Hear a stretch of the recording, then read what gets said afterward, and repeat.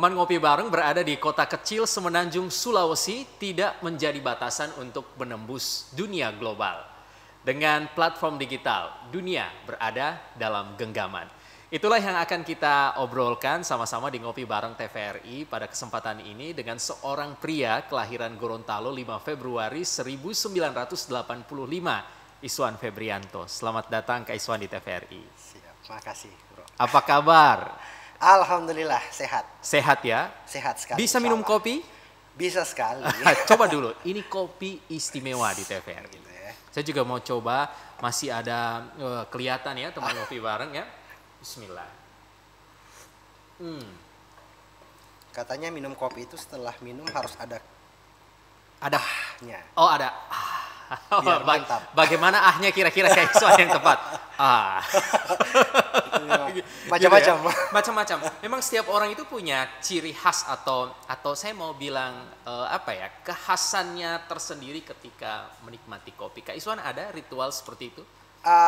Kalau minumnya sih mungkin tidak, cuman waktunya itu ada ininya, ada waktunya. Ada waktu. Yes. Jadi waktu yang tepat selama ini minum kopi kapan biasanya? Biasanya kan kalau orang waktu yang tepat itu ketika ngantuk. Ketika ngantuk. Nah, bagaimana dengan Kak kalau Iswan? saya pagi ya, memang biasalah rutinitas pagi. Setelah itu malam hari sebelum tidur. Sebelum tidur.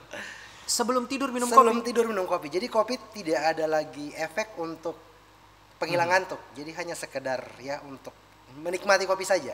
Oh begitu. Iya. Saat menyelesaikan buku, Yes. kan menulis buku, ada juga dengar-dengar ada buku lagi yang mau launching Iya. dalam waktu dekat ini.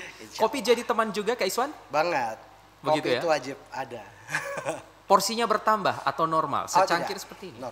Normal saja. Iya, jangan. Tidak baik juga untuk ini kalau berlebihan.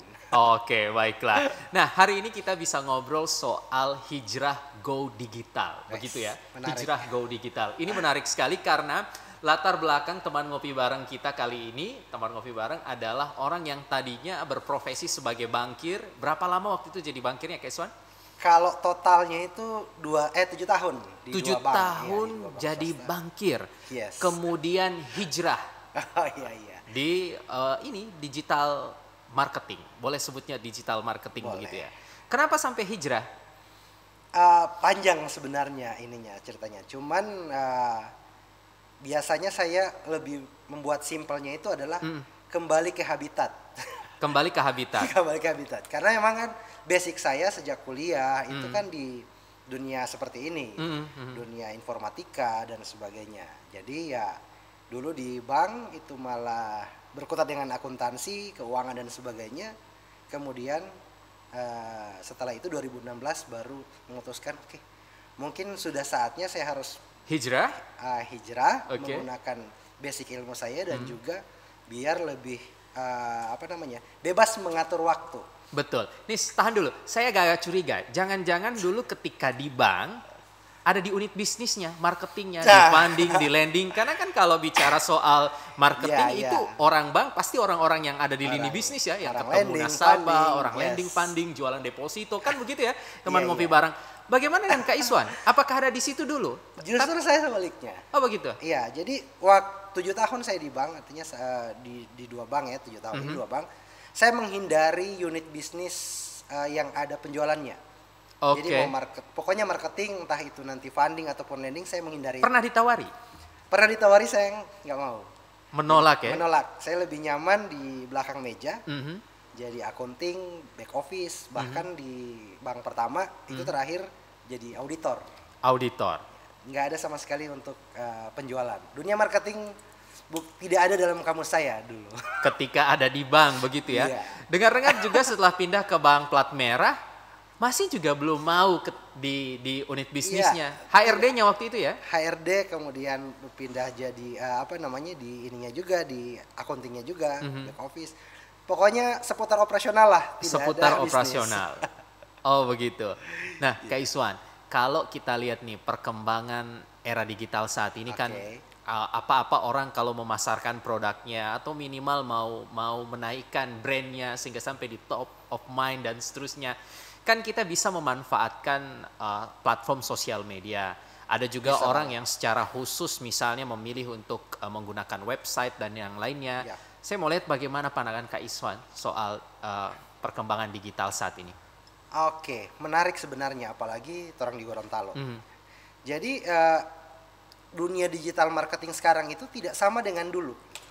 Jadi di era-era mungkin 2006 sampai dengan 2012-2015, industri digital marketing itu kan pasti masih sesuatu yang susah dijangkau. Kenapa? Karena mungkin bisa jadi hanya orang-orang yang punya skill komputer, hanya orang-orang yang punya skill dalam dunia internet yang bisa terjun ke sana.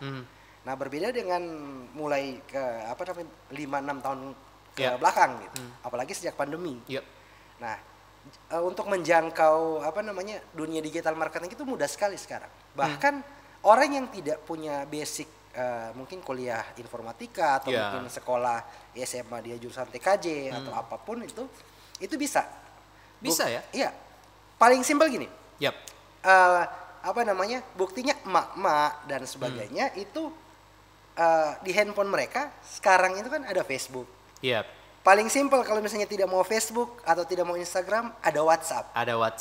Ada fitur WhatsApp updates ya. Iya, jadi tidak langsung ya sudah terjun di dunia digital. Marketingnya mungkin kalau dipakai buat promosi sesuatu, jualannya atau brandingnya mungkin, personal brandnya. Nah, itu sudah masuk ranah marketing. Tapi pada dasarnya ya orang semua sekarang dalam ranah digital. Semua bisa pakai. Tidak butuh keahlian khusus. Sepakat begitu Kak Iswan? Ya, untuk bisa menjangkau itu tidak perlu keahlian khusus juga bisa gitu. Artinya secara otodidak bisa belajar gitu, gimana pakai WhatsApp, gimana cara komen di Facebook dan sebagainya, itu sudah langsung bisa. Untuk digitalnya. Nah, luar biasa ya. Masuk ke marketingnya itu baru harus ada ilmunya. Oke, jadi sebenarnya kita ini toolsnya sudah ada di mana-mana, tinggal bagaimana pakainya. Itu mungkin kita harus benar-benar belajar dari ahlinya. Harus belajar. Minimal baca buku ya, begitu ya Kak Iswan? Baca buku mungkin kalau misalnya ini, mungkin ada biaya ya. Orang pasti baru beli buku poli. Gitu. Ke YouTube, gratis. Ya, tinggal nonton. Banyak. Ya itu. Baru kemudian mungkin pemantapannya beli bukunya atau mungkin ikut kelas-kelas berbayarnya dan sebagainya. Kak Iswan berarti sempat ikut kelas-kelas berbayar ya? Iya gitu. Jadi untuk mendalami ini. Karena profesi saya di situ otomatis harus mendalami itu. Gitu. Workshopnya gitu. Kelas berbayar yang offline ke Jakarta, ke Bandung itu juga sering gitu untuk belajar. Buku main WhatsApp dalam 10 hari sudah terbit 4.000. Bukan terbit, terjual 4.000. Oke, kita nanti akan bahas itu. Ini menarik teman ngopi bareng, tetap bersama kami ngopi bareng TVRI. Kak Iswan, minum kopinya dulu ya. Oke, silakan.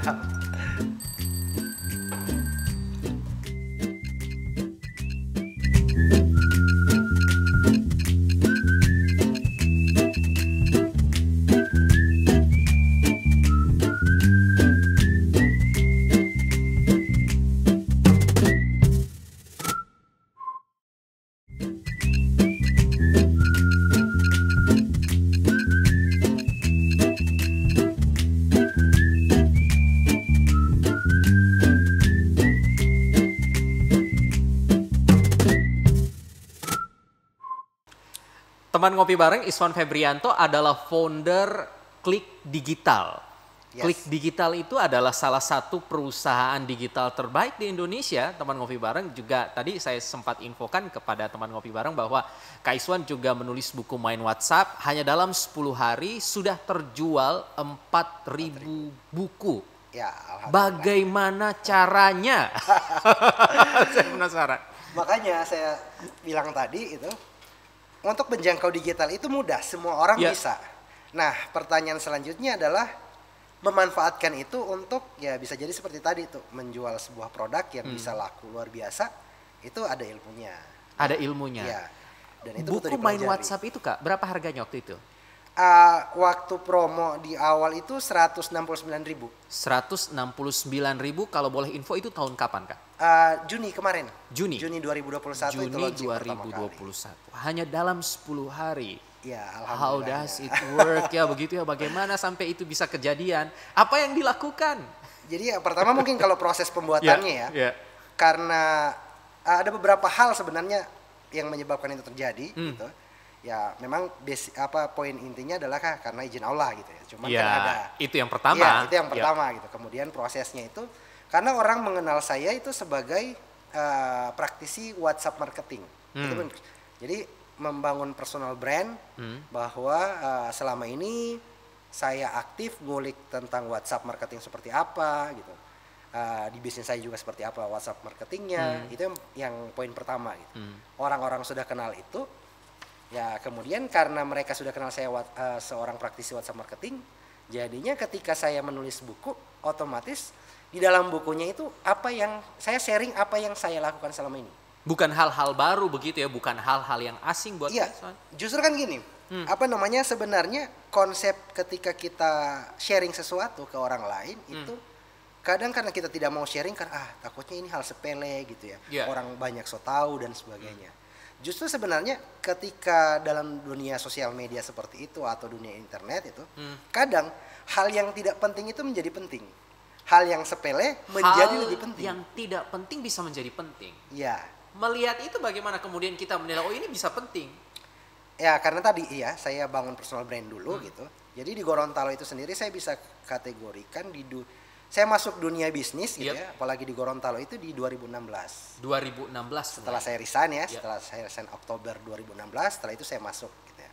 Nah, masuk ke situ belum ada yang kenal gitu artinya. Ya kan orang di Gorontalo belum kenal gitu, apalagi orang yang di luar Gorontalo gitu ya. Nah, cara yang pertama saya lakukan adalah bagaimana orang kenal saya dulu melalui kanal digital marketing ini. Jadi tidak ada jualan, tidak ada menawarkan sesuatu, semuanya murni saya sharing apa yang saya tahu selama ini. Gitu. Jadi orang mulai kenal itu dan mungkin ya seperti tadi di ilmu branding ya, meraih top of mind-nya orang gitu. Bahwa platform apa waktu itu yang dipakai? WhatsApp juga? Belum. Jadi 2018 baru saya masuk ke WhatsApp. 2018. Berarti 2016 start dari mana Kak Iswan? Facebook advertising. Oh, Facebook ads. Ya, Facebook ads bersponsor dan sebagainya. Itu saya mengedukasi di Gorontalo kok belum banyak yang main gitu. Nanti kalau saya saya bikin perusahaan saya, kemudian ada jasa ini, pasti nggak ada yang minat. Karena belum ada yang teredukasi. Jadi 2016, 2017 itu saya mengedukasi teman-teman pebisnis, yuk pakai Facebook Ads gitu. Bikin kelas gratisan gitu, kadang juga bikin workshopnya. Setelah semua sudah mulai teredukasi, baru ada satu perusahaan yang saya dirikan, nah di situ ada jasanya gitu. Menciptakan demand. Betul ya. Oke. Gitu sih. 2018 baru mulai main WhatsApp. 2018. Persis 2016 Klik Digital itu mulai ya? Iya. 2016. Klik Digital. Jadi sebenarnya kisahnya itu tidak mulus-mulus amat gitu. Jadi saya punya dua perusahaan yang punya jenis yang sama, bergerak di industri digital. Satu untuk corporate dan jasa, kemudian satu untuk produk-produk retail. Nah, Klik Digital Indonesia ini adalah untuk produk-produk retail, software dan sebagainya. Ada satu namanya Gama Advertisa. Gama Advertisa. Ya, itu dari 2017 saya bangun gitu. Kemudian saya suntik mati di 2021 kemarin. Kenapa suntik mati? Ya jadi gini, market dari perusahaan itu gitu. 99% di luar Gorontalo. Ya, jadi orang yang nantinya akan menggunakan jasa itu berjalan 3 tahunan gitu. Itu 99% orang di luar Gorontalo. Secara otomatis ketika misalnya ketemu dengan klien kan harus ke Bandung, ke Malang. Nah, ketika pandemi melanda gitu kan pasti ya aktivitas itu kan pasti berkurang. Tidak akan efektif. Jadi klien juga dengan cara online ya tidak terlalu maksimal gitu. Lebih baik saya tutup saja, kemudian semua tim yang ada di Gama Advertisa merger dengan Klik Digital. Jadi satu aja sekarang. Begitu ya, digital semuanya. Klik Digital. Oke. Nah, saya mau kembali ke buku Main WhatsApp tadi itu. Ini menarik. Main WhatsApp sudah. Jadi tadi ada personal branding itu tahap pertama. Sekali lagi teman ngopi bareng pasti penasaran. Dalam 10 hari kok bisa 4.000, langkah selanjutnya apa, Kak Iswan? Ya, poinnya adalah mengedukasi orang-orangnya gitu. Jadi karena saya sudah bangun personal brandingnya, ya karena ya saya juga ngetes gitu. Silakan teman-teman kalau misalnya ini bisa searching di YouTube WhatsApp marketing, itu pasti banyak nama saya muncul. Ketika memasukkan kata kunci WhatsApp marketing, yang muncul bukunya Kak Iswan. Bukan hanya bukunya gitu ya. Jadi sayanya dan kemudian produk-produk yang saya buat termasuk bukunya itu yang berhubungan sama WhatsApp. Itu pasti keluar di YouTube. Nah, jadi setelah itu kan berarti saya paham gini. Saya jadi tahu siapa nanti yang akan saya promosikan produk ini. Jadi sebenarnya dari alhamdulillahnya itu bisa terjual 4.000 piece itu karena saya tahu kemana saya harus jual. Tahu dulu target pasarnya ya. Yes. Jadi untuk tahu target pasar, ya karena saya sendiri yang jadi talentnya istilahnya seperti itu kan. Jadi saya tahu mungkin dari follower saya gitu yang follow saya di Instagram, di Facebook dan sebagainya. Itu tahu saya sebagai seorang praktisi WhatsApp marketing karena saya sering sharing soal itu. Gitu. Sharing soal itu dan kemudian mereka jadi ke-trigger gitu. Yang di-sharing gratisan aja daging istilahnya. Artinya bermanfaat, apalagi kalau di buku gitu. Apalagi yang di buku begitu. Seperti itu. Tapi tidakkah mereka tertipu? Kan kebanyakan begitu pas udah daging, tapi pas beli bagaimana sebenarnya? Nah, itu ada kan begitu ya, kayak saya mau bilang para pemasar yang tidak beretika.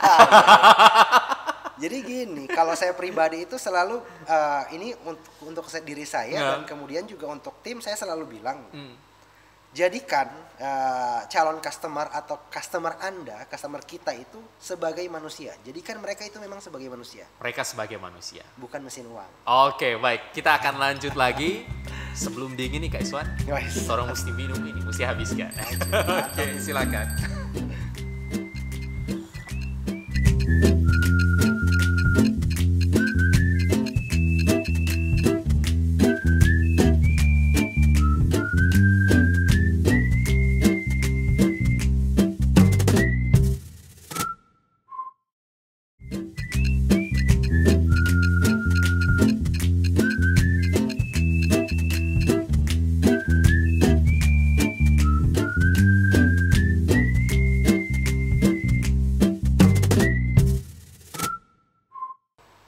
Teman ngopi bareng dari Kak Iswan, kita belajar bahwa target pasar kita itu tidak dijadikan sebagai mesin uang, tapi anggaplah mereka sebagai manusia. Begitu, sehingga tidak ada yang tertipu ya. Betul. Merasanya ini daging, nyatanya pasti cuma tulang. Itulah kenapa saya melihat bagaimana track record Kak Iswan ikut bina juga UMKM yang ada di Indonesia. Itu juga merupakan bagian dari apa yang Kak Iswan barusan sebut di segmen yang tadi. Bagaimana itu, kenapa memang apakah memang menjadi sebuah keharusan harus ikut bina UMKM Kak Iswan? Jadi sebenarnya gini, pertama kan yang saya pahami bahwa ketika kita terjun dalam dunia bisnis, itu harus ada value, harus ada satu nilai. Gitu, kita pegang teguh gitu. Nah, prinsip saya ketika masuk dalam dunia bisnis adalah bantu orang. Itu ya? Menolong orang tapi kita dibayar. Menolong orang? Iya. Jadi nomor satunya bukan karena keuntungan, bukan karena rupiahnya. Mindsetnya itu adalah menolong orang. Gitu. Iya. Jadi ketika kita menolong orang, mindset kita, niat kita menolong orang, maka produk yang kita akan buat juga nanti tujuannya bisa membantu orang menyelesaikan masalahnya gitu ya kan. Misalnya contoh juga buku yang saya tulis, tujuannya adalah untuk membantu orang sehingga ketika orang membacanya ikut terbantu dengan naiknya omset penjualan mereka dan sebagainya. Itu tujuannya. Bonusnya apa? Bonusnya kita dapat uang. Bonusnya dapat uang. Bonusnya profit. Begitu ya? Jadi memang mindsetnya harus demikian. Setiap ketika saya sharing ke teman-teman UMKM di Gorontalo, di Bandung, dimanapun itu, ketika saya sharing, saya tetap menyampaikan hal seperti itu. Karena gini, kalau mindset kita hanya uang, gitu, berarti kita hanya dapat satu manfaat saja, hanya uangnya. Tapi kalau mindset kita bikin kita menolong orang, tetapi kita dibayar, dua yang kita dapatkan. Pertama, pahala karena kita menolong orang. Kedua, kita dapat profit, dapat uang. Jadi lebih membahagiakan ya? Ya, lebih membahagiakan, dan kemudian itu tadi connect sama yang saya sampaikan tadi bahwa kita memanusiakan customer yang datang, bukan sebagai mesin uang. Betul. Jadi kalau misalnya contohnya gini, paling simpel gini, bro. Ketika ada yang datang ke kantor gitu, mereka pingin bikin website. Ada UMKM di Gorontalo, biasa kalau saya sharing, saya selalu bilang bahwa saya juga punya jasa pembuatan website gitu ya. Nah, ketika mereka datang ke kantor, Kak Iswan, saya mau bikin website. Yep. Bentar dulu, Kak. Produknya apa? Produknya makanan gitu. Marketnya kemana? Orang yang beli itu di mana? Cuman di Gorontalo. Berarti jangan dulu bikin website. Iya. Kita memanusiakan dia. Jadi hal yang memang menurut kita itu belum saatnya, ya udah, berarti belum saatnya. Saya malah tadi membayangkan Kak Iswan, kebanyakan orang, oh iya mari saya bikinkan. Nah, tidak peduli apakah itu sesuai dengan target pasarnya. Itu karena ya tadi orientasi yang pertama adalah profit, uang. Bukan membantu orang. Bukan membantu. Ini nilai yang luar biasa sekali yang bisa kita pelajari sama-sama kali ini, teman ngopi bareng. Itu poin pentingnya sih, jadi pebisnis ya, poin pentingnya itu. Bisnis apapun itu. Sejak 2016 memang sudah rutin bantu UMKM, Kak Iswan. Iya, jadi di 2016 itu yang langkah pertama yang saya lakukan adalah mengedukasi teman-teman, apalagi yang di Gorontalo, bagaimana teman-teman bisa bisa menggunakan Facebook advertising, Facebook Ads yang memang dibuat oleh Facebook.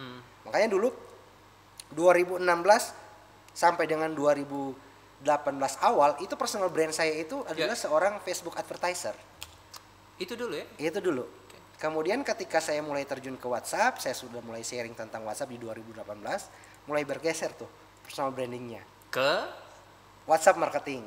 WhatsApp marketing. Ya, sampai saat ini. Mau bergeser atau mau tambah lagi? Sebenarnya poin intinya adalah seorang digital marketing ya. Digital marketing. Ya, semuanya. Jadi mau Facebook, mau apapun dia digital marketing. Intinya sih di situ. Jadi di postingan-postingan sosial media saya pun ya tidak melulu tentang WhatsApp yang saya bahas gitu. Dunia bisnis, motivasi gimana ya sesuai value saya, itu yang saya sharing ke orang-orang gitu. Betul. Ini kalau teman ngopi bareng penasaran Facebooknya apa, kan ada di Facebook untuk mengecek apakah nama akunnya Iswan Febrianto juga, Kak Iswan? Iswan Febrianto Saleh. Iswan Febrianto Saleh. Ya, itu ketemu ya kalau ketemu di Facebook. Instagram Iswan FS. Iswan FS. Saya nanti akan follow. Siap. Siap. Oke. Nah, Kak Iswan, ada teman ngopi bareng nih. Saya mewakili mereka. Misalnya mereka penasaran. Saya ada produk kue. Saya mau jualan lewat WhatsApp. Apakah saya harus memilih kata-kata tertentu untuk captionnya, gambar yang seperti apa yang seharusnya saya mau pakai? Kan itu penasaran juga ya. Mau jualan kopi tadi. Ya, mau lihat bedanya sama kopi yang punya orang lain. Prinsipnya sih sebenarnya cuma dua gitu. Hal simpelnya gitu. Jadi memang prosesnya yang ada effort untuk bisa contoh misalnya di 2018 saya pernah hanya dengan WhatsApp bisa dalam 7 hari itu bisa sampai 180 jutaan gitu ya. Maksud saya hanya dengan jualan di WhatsApp gitu. Nah, itu sebenarnya karena saat itu mungkin banyak yang melihat, wow, dalam 7 hari bisa 100 jutaan gitu, 180-an juta hanya dengan WhatsApp. Tetapi mereka tidak lihat proses ketika saya ngulik, belajar. Prosesnya itu loh. Prosesnya. Ya. Jadi untuk misalnya kayak tadi gitu ya, mau jualan produk apapun itu, kue, kopi, snack dan sebagainya, poin pentingnya itu cuma 2. Pahami produknya, meskipun itu punya kita produk kita sendiri gitu. Kadang kita tidak paham apa benefit, apa manfaat dari produk itu gitu ya. Dan kemudian produk ini bisa menyelesaikan masalahnya siapa. Kan tadi itu nyambung sama yang tadi. Pastikan produk kita itu bisa menyelesaikan masalah orang lain. Produk kita bisa menyelesaikan apa? Yang pertama. Yang keduanya, siapa yang nanti akan terbantu sama produk kita? Oke, memahami produk dan siapa target pasarnya. Kedua. Karena tidak semua orang itu bisa jadi target market kita. Ada orang-orang tertentu. Ibarat ketika kita jual sisir, kan nggak mungkin kita tawarin ke orang-orang yang pelontos, ya kan? Oke. Pasti tidak akan dibeli sama mereka. Yang beli ya orang-orang yang ada rambutnya. Nah, prinsipnya seperti itu sebenarnya. Proses untuk mencari ke sana itu harus kita lewati gitu, mempelajari sesuatu. Tidak instan memang. Tidak instan. Tidak instan. Apakah kita memang harus menikmati prosesnya sepanjang apapun itu? Mungkin Kak Iswan boleh sampaikan pesannya ke teman ngopi bareng. Waduh, prosesnya Kak Iswan lama. Saya tidak betah. So pugado anak gitu. Gimana untuk mereka nih pesannya terakhir? Ya, jadi teman-teman, saya pun memulai proses untuk bisa ada titik ini itu bisa dikategorikan dengan proses yang cukup cepat. dari 2016 saya mulai dengan yang tidak tahu ilmu marketing apapun gitu. Kemudian di titik ini saya punya perusahaan gitu ya, yang dalam industri digital punya 20 karyawan saat ini. Alhamdulillah produk saya itu sudah bisa digunakan oleh seluruh Indonesia, bahkan ada yang ke Jakarta, Singapura, Malaysia gitu ya. Nah, poinnya cuma satu gitu. Nikmati prosesnya tapi sambil mempelajari sesuatu. Circle-nya gini, saya selalu menutup setiap apa yang saya sharing ke teman-teman gitu dengan 3 circle. Pelajari sesuatu yang kamu tidak tahu, kemudian praktekkan ilmu tersebut, lalu kemudian terakhir evaluasi. Pelajari, praktekkan, dan evaluasi. Terima kasih Kak Iswan. Iswan Febrianto, founder Klik Digital. Terima kasih. Nikmati lagi kopinya, kita jumpa lagi di kesempatan yang lain. Teman ngopi bareng, sampai jumpa.